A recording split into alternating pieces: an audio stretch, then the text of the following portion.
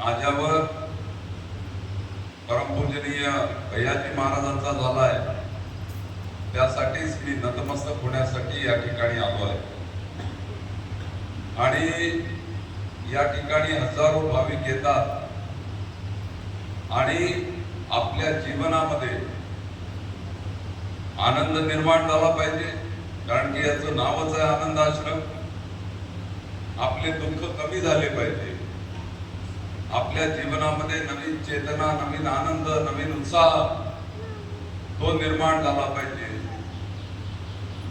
आपले वाईट विचार, वाईट कृती त्या संपल्या पाहिजे,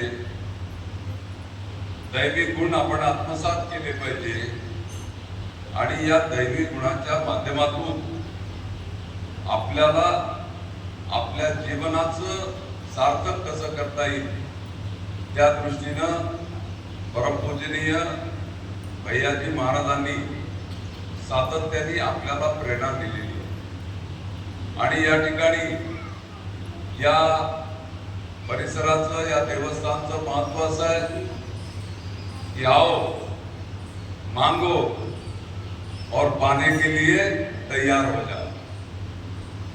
जो या ठिकाणी विश्वासानं, श्रद्धेनं नतमस्तक होऊन जी मागणी मागेल ती मागणी पूर्ण करण्याची दैवी शक्ती या ठिकाणी निश्चितपणे आहे। आणि म्हणून या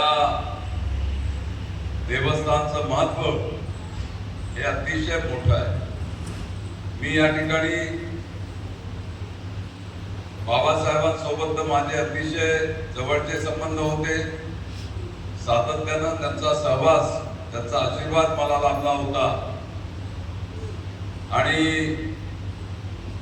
ते ब्रह्मलीन झाल्यानंतर आपल्या सगळ्यांसाठी आनंदाची गोष्ट आहे की आता आदरणीय सोमकांतजी या ठिकाणी त्याची गादी सांभाळत आहे आणि निश्चितपणे येणाऱ्या काळामध्ये त्यांच्या नेतृत्वामध्ये या परिसराचा, या देवस्थानचा विकास अजून चांगल्या पद्धतीनं होईल असा मला विश्वास आहे। येणाऱ्या काळामध्ये या ठिकाणी शासनाच्या माध्यमातून आमदार म्हणून मी सुद्धा या परिसराच्या विकास कार्यासाठी निश्चितपणे मदत करेल असं आश्वासन या प्रसंगी मी देतो।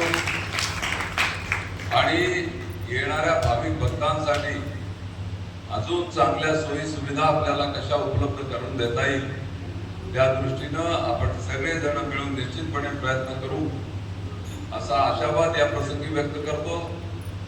पुनश्च एकदा परमपूज्य भैयाजी महाराजांना विनम्र अभिवादन करत माझ्या शब्दांना विराम देतो।